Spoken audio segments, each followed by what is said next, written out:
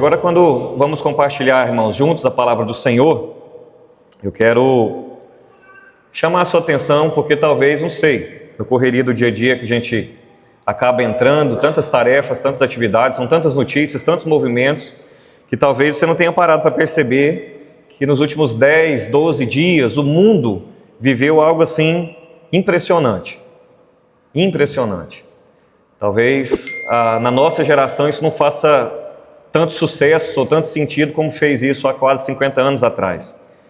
Mas nós vivemos dias, irmãos, onde o homem volta a olhar para o espaço, volta a olhar para o céu.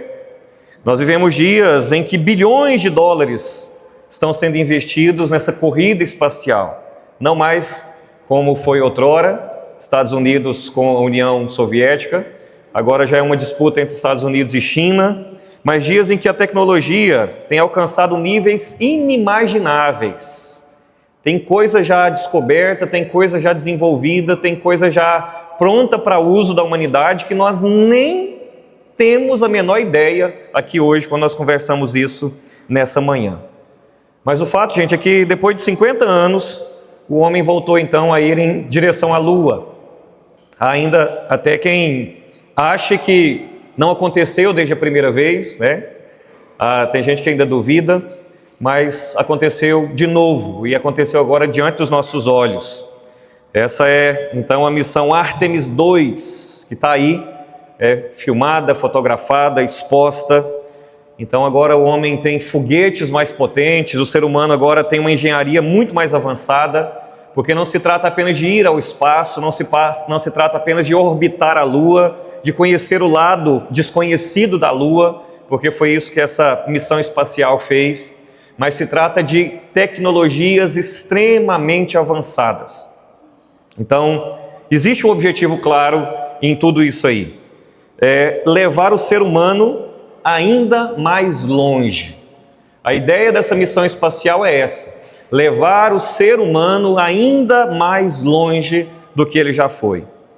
Mas o ponto, queridos, que eu quero pensar com vocês é que no meio de todo esse avanço, eu queria te encorajar, te fazer um convite, te fazer uma proposta, a fazer uma pergunta muito mais importante do que qualquer missão espacial.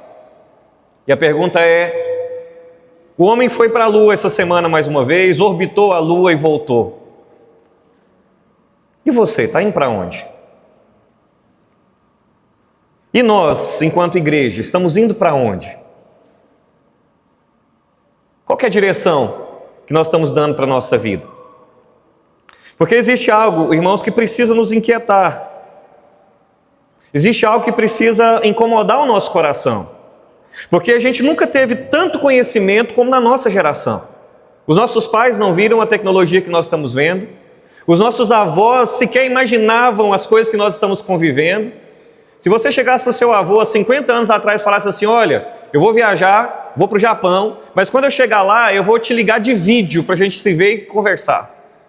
Ele não sabia nem o que era um telefone, porque às vezes ele tinha que ir para uma cabine de telefonia para mandar a telefonista ligar para determinado lugar. Então nós nunca tivemos tanta informação. Os cientistas chamam isso de Big Data. Para vocês terem uma ideia, uma criança de 8 anos de idade hoje, ela recebe informação durante um dia que o meu avô, há 50 anos atrás, receberia durante a vida toda dele na roça. Nós nunca tivemos tanta capacidade, tanta tecnologia, tantas facilidades, mas, meus irmãos, aqui está o ponto. Mesmo diante de tudo isso, nós nunca tivemos pessoas tão confusas, nós nunca tivemos pessoas com tanto vazio no seu interior, nós nunca tivemos pessoas com tanta ansiedade. Nenhuma geração, senão a nossa, viu vidas tão sem direção, sem sentido, sem propósito. E o grande ponto é o seguinte: nós chegamos na Lua mais uma vez, mas a humanidade continua perdida. E é justamente isso que inspira essa nova série de mensagens que no mês de abril nós vamos refletir em todos os cultos aqui na igreja. Culto matutino, e culto noturno, é claro que, como uma série, ela tem sequências. É importante que você venha à noite para que você perceba o fluxo do que nós estamos falando. É importante que você esteja no domingo que vem para que você perceba a continuidade desse raciocínio. Mas esse é o ponto. Nós chegamos na Lua, mas continuamos perdidos. E a verdade, queridos, é que isso não é um problema novo. A Bíblia já diagnosticou isso há milhares de anos atrás.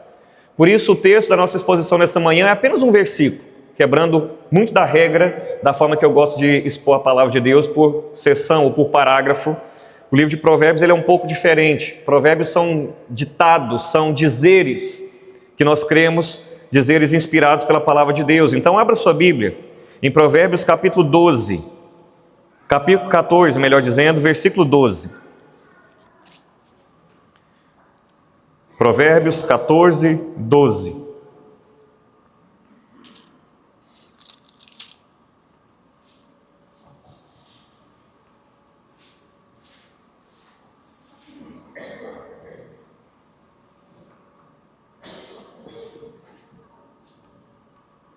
Você encontrou? Vamos ficar em pé para a gente ler junto essa passagem? Se você tiver com a edição revista e atualizada, leiamos juntos, em alto e bom som. Se você tiver com a outra versão, acompanhe somente com seus olhos para que você entenda a leitura, porque senão vai ficar embaralhada aí as palavras que às vezes podem ficar diferentes. Provérbios 14, 12. 1, 2, 3, vamos lá? Há caminho que ao homem parece direito, mas ao cabo dá em caminhos de morte. Mais uma vez. Há caminho que ao homem parece direito, mas ao cabo dá em caminhos de morte. Senhor, nos ajude a entender esse versículo, a profundidade da sabedoria nessa revelação bíblica. Nos ajude a fazer a leitura correta do nosso tempo, dos nossos dias, e nos ajude a compreender o propósito dessa nova série de mensagens, como que isso se conecta tão profundamente com a nossa vida, com a nossa família, com o propósito da nossa existência, com a missão da nossa igreja. Nos ajude não apenas a entender, Senhor, mas nos ajude a repaginar a nossa rota, em nome de Jesus. Amém. Você pode se sentar? Amados irmãos, o maior problema da vida não é estar parado. A gente, às vezes, tem essa tendência, né? Não caminha, está parado, não avança, isso parece ser um grande problema, mas esse não é o maior problema. O maior problema da vida, na verdade, é andar na direção errada. Porque se você está parado em algum lugar, sem direção, você tem chance de manobrar e seguir para a direção correta. Mas se você está avançando na direção errada, imagine um carro viajando, e você está viajando na direção errada. Isso é um problema muito grande, porque cada vez mais você vai ficando distante do destino que você gostaria de chegar. Então, hoje, sem dúvida, nosso Deus nos chama para pisar no freio.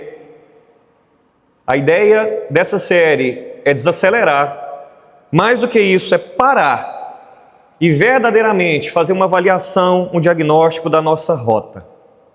A gente vai refletir sobre esse tema hoje especificamente. Porque é possível que alguns de nós estejamos em movimento, mas talvez sem direção. É possível que alguns de nós estejamos avançando, mas sem propósito. Então é preciso pensarmos sobre isso, para onde é que nós estamos indo. O problema não é estar parado, mas é estar avançando na direção errada.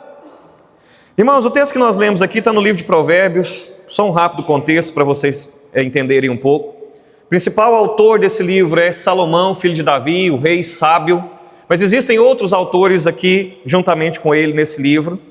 Esse livro foi compilado, montado aproximadamente no século X a.C.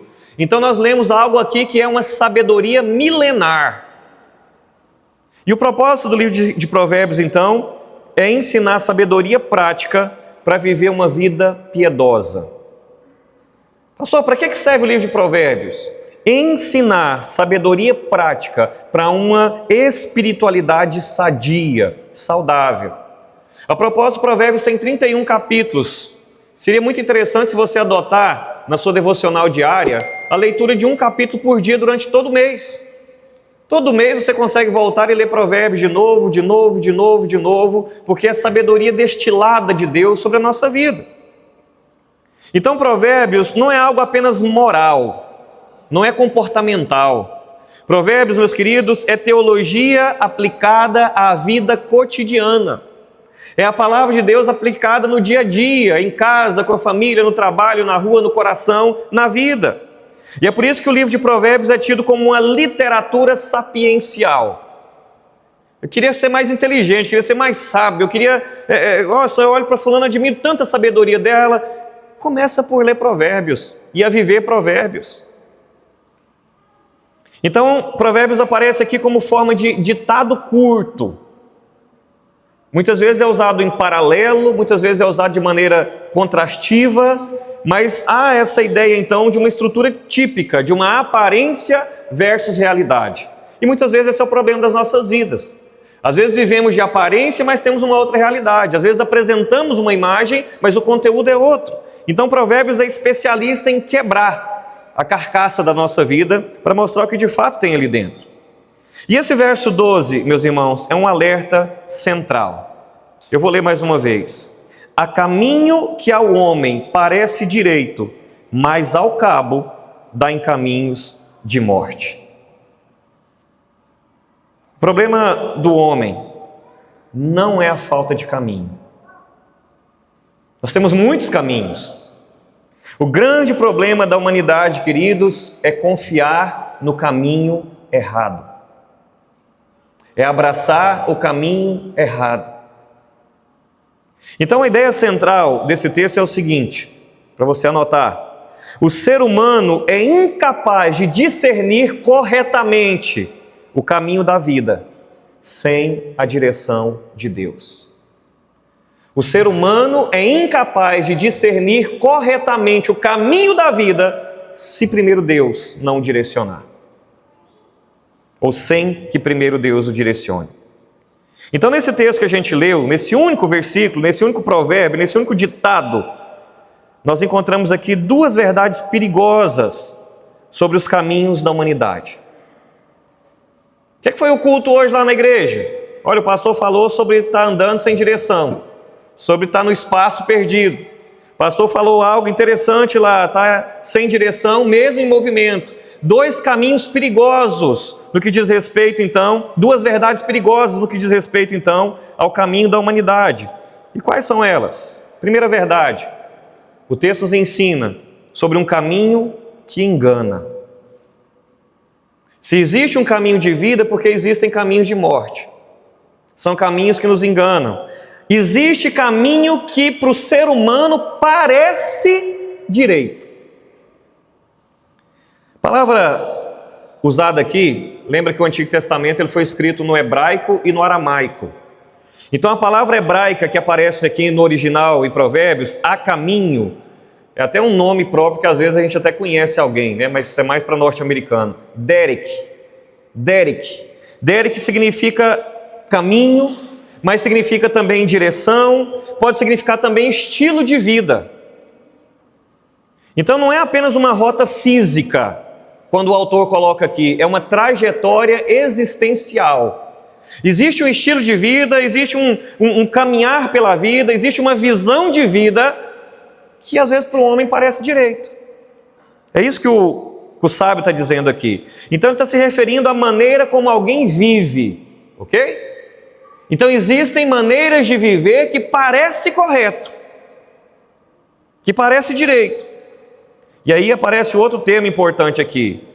O que foi traduzido para o português aqui com parece direito é uma palavra só no hebraico. E o significado dela é reto, correto, justo, indicando algo então que parece correto aos olhos humanos, não parece ser errado, não parece ser mentira, não parece ser falso. O problema, irmãos, não é o caminho parecer errado. O problema não é o caminho parecer errado. O problema é o caminho parecer certo. Porque se você está indo a algum lugar e você começa a perceber que o caminho parece estar errado, logo você vai tomar uma providência. Não é esse o caminho. Mas se você está tendo a impressão que você está indo para um lugar e você tem a impressão que aquele caminho é o caminho certo, mesmo não estando no caminho certo, você vai ter problema com isso. Então o problema não é o caminho parecer errado. O que o sábio nos alerta aqui é que o caminho parece ser o certo. Então perceba, ele não está dizendo que o caminho é errado. Há caminho que ao homem parece certo, direito. Esse é o grande problema, irmãos.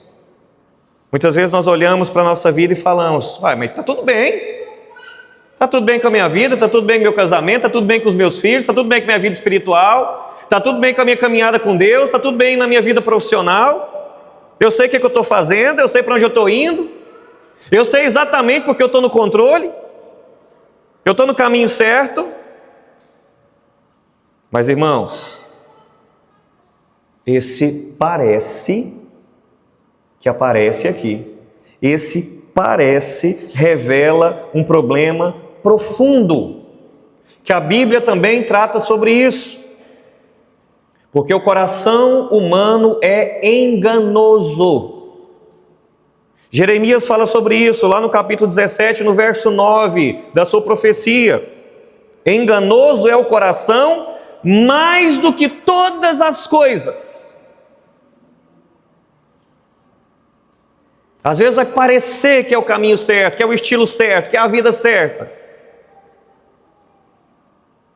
Irmãos, o grande problema é que nós não somos bons juízes de nós mesmos.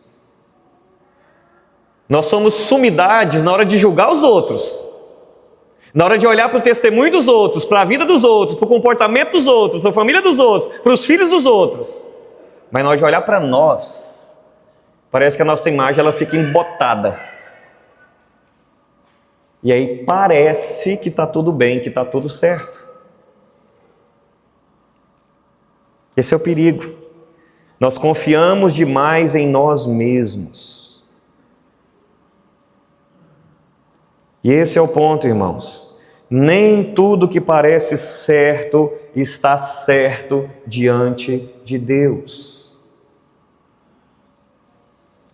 Nem tudo aquilo que a gente acha que é certo diante de Deus. Nem tudo aquilo que a gente acredita está certo é certo diante de Deus. Deixa eu ilustrar isso aqui um pouco melhor. Imagina que você está viajando e você confia então plenamente no GPS do seu carro. Você está indo para um lugar que você não conhece, mas você tem uma rota ali. Só tem um problema, o aplicativo ou o mapa está desatualizado e você não sabe. Mas você está seguindo ali a viagem, você está confiante, tem uma rota ali. Você está sendo dirigido ali. Então você está confiante, você tem segurança, você está convicto, só tem um problema. Você está indo para o lugar errado. Porque aquele alvo não está ali onde você acha que ele está, aquele destino final que você acha que você está indo para ele, está no sentido oposto. Então, irmãos, é possível viver uma vida espiritualmente desse jeito. Eu queria chamar a sua atenção para isso aqui. Porque esse era o problema que Jesus tanto batia nos religiosos da época dele. Eles achavam que eles estavam vivendo a melhor vida religiosa, a melhor vida espiritual, mas Jesus vai lá e desmascara aquele problema. É possível a gente viver convencido, seguro, tranquilo, mas ainda assim, irmãos, estamos vivendo completamente fora da vontade de Deus.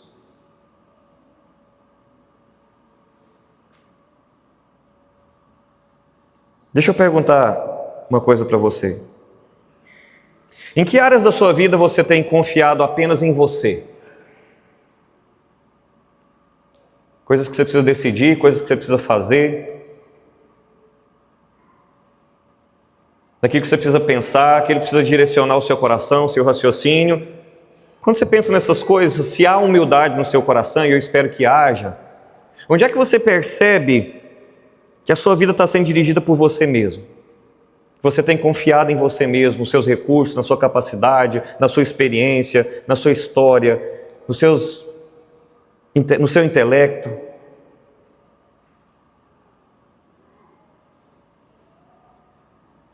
Deixa eu te ajudar. Você tem submetido todas as suas decisões à palavra de Deus? Todas.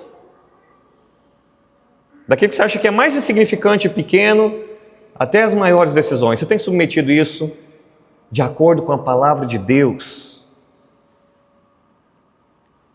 Ou é o seu coração que já se posiciona e decide? Porque existem caminhos que parecem certos, parecem direitos, mas muitos desses caminhos, irmãos, são apenas ilusões bem construídas. Então o que esse texto nos encoraja a fazer, irmãos? Nós que temos um coração aberto, rasgado diante de Deus, que queremos continuar aprendendo e recebendo do Senhor pastoreio para as nossas vidas. Primeira coisa, submeta as suas decisões à Escritura, todas elas. Passe pelo crivo da palavra. Eu quero fazer isso aqui, mas o que a Bíblia diz sobre isso? Mas eu gostaria de não fazer isso aqui, mas o que a Bíblia diz sobre isso? Mas eu estou pensando dessa forma, mas o que a Bíblia diz sobre isso? Existe um livro bem raso, bem introdutório na fé cristã, mas fala isso, em seus passos, o que faria Jesus? Eu nem acho que você tem que pensar como Jesus, mas eu acho que você tem que pensar assim, o que Jesus quer que você faça? É isso que um discípulo faz. O que é a vontade de Jesus para a minha vida diante dessa situação? Inclusive, quando o coração está inflamado e a garganta está curtinha, e aí diante de qualquer ato, qualquer situação, a palavra está pronta para sair, às vezes a gente precisa respirar 5, 10 segundos e pensar, o que é que Jesus quer que eu diga nessa situação? Ou fale nessa situação? Então submeta as suas decisões à Escritura. Outra coisa que esse texto nos encoraja, busque direção em Deus, não em sentimentos. Meus irmãos, não tem nada para alterar a rota da nossa vida, para nos levar para lugares incorretos, maior do que os nossos sentimentos. Mas é porque eu estava com raiva, mas é porque eu senti isso, porque eu não estou sentindo vontade agora. O crente vive por fé. O que nos move é a fé, e fé não é sentimento, fé é convicção, é decisão. Busque direção em Deus, busque direção na palavra. Literalmente, faça o seu coração entender o que significa a Bíblia ser para nós a única regra de fé e de prática. Mas há uma segunda verdade sobre esse texto aqui. Se por um lado nós temos aqui um caminho que engana, por outro lado nós temos aqui um fim que revela esse caminho. Há caminhos que parecem certos aos olhos do homem, mas ao cabo dá em caminhos de morte. Ao cabo, também no hebraico é uma palavra só. Significa fim, significa destino final, significa resultado. Então, o que o sábio está dizendo é, mas no final, aquele caminho que parecia certo, direito, dá em caminho de morte. O que ele está ensinando para nós? É que Deus sempre avalia o fim. A gente costuma olhar para o aqui e o agora, para o presente, mas Deus sempre avalia o fim. É como alguém que está navegando por uma bela paisagem, por um lindo rio, no seu caiaque, contemplando a natureza, contemplando os pássaros, observando aquela água cristalina, e está indo todo satisfeito o rio abaixo, sem saber que dali a poucos metros existe uma grande cascata que vai arrebentar com a sua vida. Muitas vezes somos nós nos caminhos que nós escolhemos, estamos contemplando, ludibriados, aproveitando, mas é caminho de morte. Então, enquanto os nossos olhos estão aqui, os olhos de Deus já estão lá. E esse caminho de morte aqui, irmãos, não é apenas morte física, é ruína espiritual. Literalmente está falando aqui da separação de Deus, do juízo eterno, da grande consequência do pecado. Caminho de morte aqui não é só necessariamente alguém que foi por um caminho errado e morreu. Teve um acidente, morreu. Não. Caminho de morte aqui é a morte eterna. é eternamente distante de Deus, é o juízo de Deus. Por isso que há um plural aqui, caminhos. Porque existem muitas formas de morrer espiritualmente. Existem muitas formas de se passar a eternidade distante de Deus. Existem muitos caminhos que o homem escolhe que na consequência deles será a eternidade distante de Deus. O fato, irmãos, é que o texto agora nos leva ao fim. E isso aqui é extremamente importante, porque o problema do caminho errado é que ele não mostra o perigo no começo. O caminho errado, ele é agradável muitas vezes no começo. O caminho errado, ele é confortável muitas vezes no começo. O caminho errado, muitas vezes, ele faz muito sentido no começo. Mas o fim revela a verdade. Por isso, o ensino dessa segunda parte é essa aqui, ó. O caminho errado nunca parece errado no começo. Você pode ler isso aqui comigo? 1, 2, 3. O caminho errado nunca parece errado no começo. Porque se parecesse, a gente não tomava esse caminho. Meus irmãos, Deus sempre avalia o fim. Sempre avalia o fim. E nós olhamos o presente, mas Deus olha o futuro. Deus olha o destino. Então nós focamos na aparência do caminho, enquanto Deus foca no resultado final daquele caminho.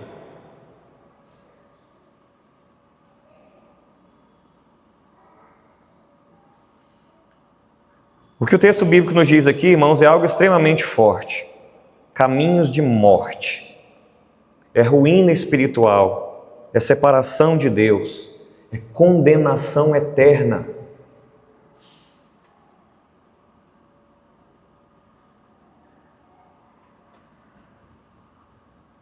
Deixa eu dar mais uma ilustração aqui. Um foguete, ele pode ser o mais avançado do mundo. Ele pode ser o Artemis II, que foi lá, orbitou a Lua e voltou.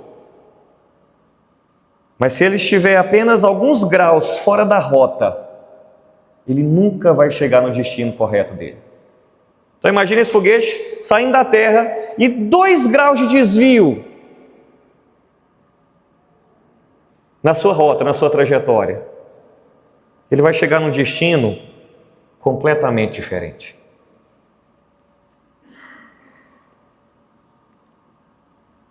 Irmãos, a questão não é se nós estamos avançando. A grande pergunta é: nós estamos avançando na direção certa, como pessoas, como famílias, como igreja.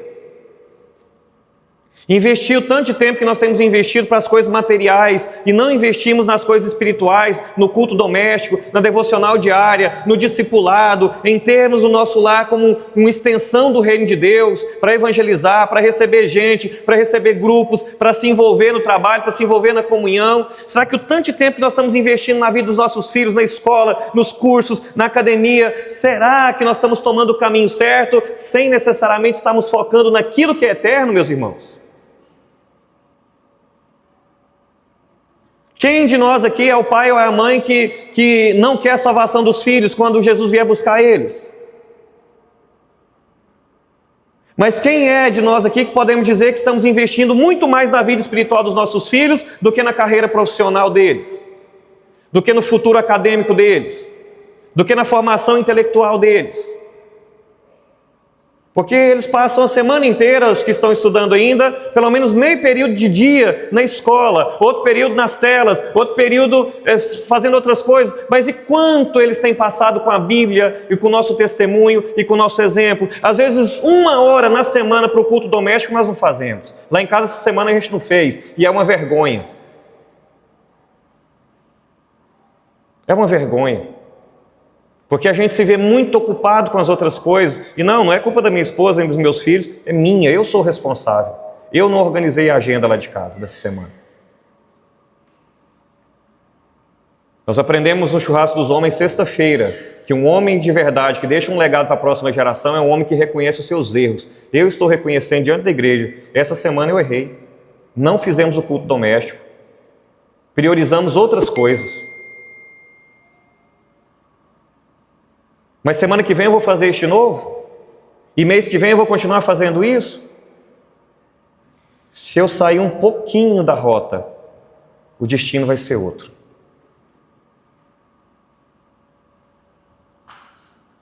Então deixa eu perguntar para você. Se você continuar vivendo exatamente como você tem vivido nesses últimos dias, onde é que isso vai te levar? Olha para mim, por favor. Se você continuar vivendo exatamente como você tem vivido nos últimos dias, onde é que isso vai te levar?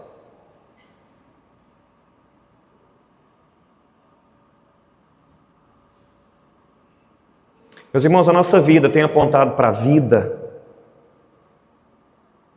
Ou a nossa vida tem apontado para a morte? A nossa vida tem apontado para o caminho de vida? Ou a nossa vida tem apontado para caminhos que no final são caminhos de morte? Porque não basta eu dizer, não basta eu falar da boca para fora, não basta ir na igreja, ser dizimista, ser membro, não. É a vida que fala isso, é o testemunho. E não estou falando de comportamento. O nosso testemunho é fruto de algo que já está sendo vivo, queimado no nosso coração. Porque é fácil ter um bom comportamento também. É fácil ser moralista, é fácil ser legalista, é fácil ser religioso. O problema é ter vida nisso. Então o texto, irmãos, nos encoraja a avaliar a nossa vida à luz da eternidade. Porque se você for olhar a vida à luz do que a gente está vivendo agora, vai parecer ótimo, beleza, normal, está tudo certo. Mas e no final? E no final? O texto nos encoraja, irmãos, a corrigir a nossa rota enquanto é tempo. Enquanto é tempo.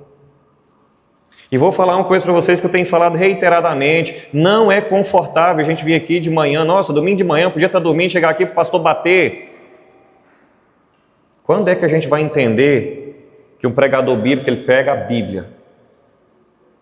E se tem alguém nos tirando da zona de conforto aqui nessa manhã, meus irmãos, não sou eu, é o próprio Deus. E eu louvo a Ele por isso, porque primeiramente Ele está fazendo isso na minha vida, no meu coração. Porque um pai que ama é o pai que corrige. Não é o pai que larga, não é o pai que deixa solto.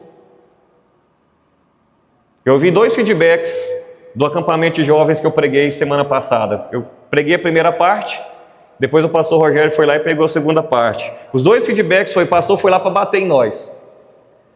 Aí no primeiro feedback falou assim: não, o pastor Rogério bateu muito mais forte. Mas aí depois o segundo feedback falou assim: não, o pastor Rogério foi uma mãe, passou a mão na cabeça.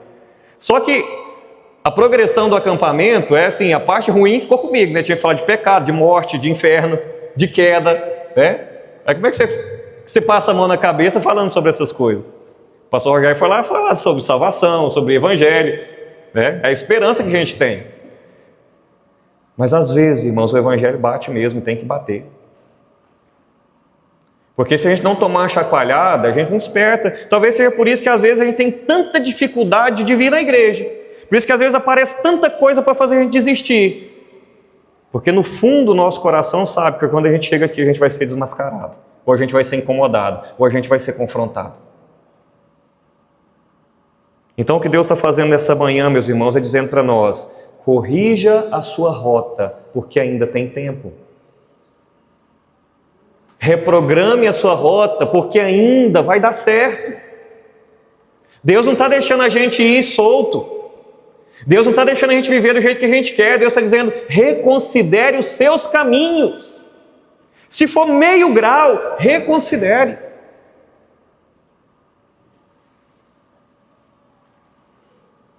Irmãos, aqui está uma verdade muito mais importante do que talvez algumas que foram destacadas aqui. Porque esse texto, de fato, ele mostra algo duro para nós. Nós não sabemos o caminho. A nossa tendência é pegar atalhos, a nossa tendência é abrir picadas. Mas o Evangelho nos apresenta algo glorioso, meus irmãos. Porque o Evangelho é Deus nos dizendo: o caminho já veio até nós. É o próprio Senhor Jesus que diz em João 14,6: eu sou o caminho, eu sou a verdade e eu sou a vida. E se você quer ir até o Pai, você tem que ir por mim. Eu não sei o caminho, você não sabe o caminho, mas o caminho já veio. Louvado seja Deus, irmãos. Porque o homem tem tentado ir cada vez mais longe no céu, no espaço. Mas o nosso Deus, irmãos, do céu já veio até nós. Já desceu até nós. Porque o maior evento, o maior acontecimento da história, não foi o homem ter ido à Lua, primeira, segunda vez, não foi o homem ir ao espaço, não é o homem chegar até Marte. O maior evento da história, irmãos, foi Deus descer em Cristo até nós. Esse foi o maior evento da história. Porque o nosso problema nunca foi geográfico. O nosso problema nunca será astronômico. O nosso maior problema da humanidade sempre vai ser espiritual. Espiritual.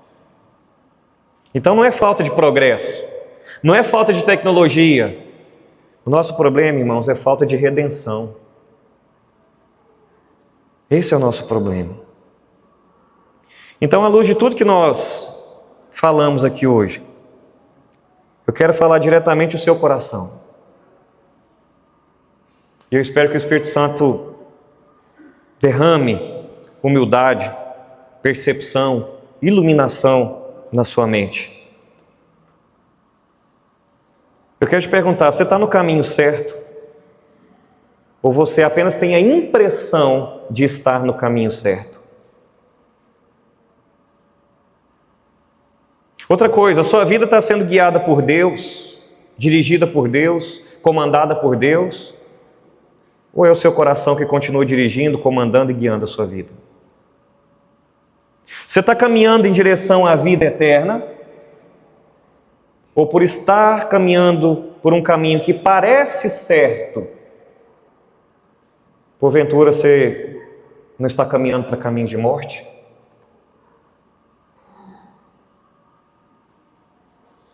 Irmãos, hoje é dia então de a gente ajustar a nossa rota. Essa série, como eu disse, ela nos encoraja a parar, dar um break em tudo que a gente está fazendo, pensando, vivendo, construindo, avaliar. E se esse é o caso, irmãos, nos voltar verdadeiramente para Deus.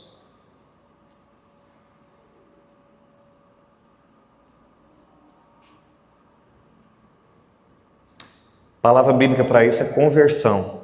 E talvez alguém tenha ensinado para você que conversão é algo que acontece só uma vez na vida, quando você começa a caminhar com Jesus. E essa é uma percepção errada. Porque conversão é todas as vezes que nós pegamos o caminho errado e precisamos nos voltar para Cristo. Talvez hoje seja dia de conversão para você.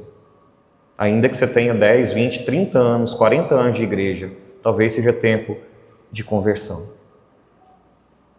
De voltar, de se arrepender, de submeter a sua vida para Cristo, de entregar a sua vida ao controle do Senhor Jesus. Porque, irmãos, a gente pode estar avançando na vida, mas ainda assim está se afastando de Deus. A gente pode estar se tornando próspero nos nossos caminhos, mas ainda assim está vivendo distante de Deus. O grande ponto que a gente aprendeu aqui hoje é esse aqui. Você pode ir longe, como o homem tem ido. Você pode ir para a lua, você pode ir para o espaço. Mas sem Cristo, você nunca vai chegar ao destino certo.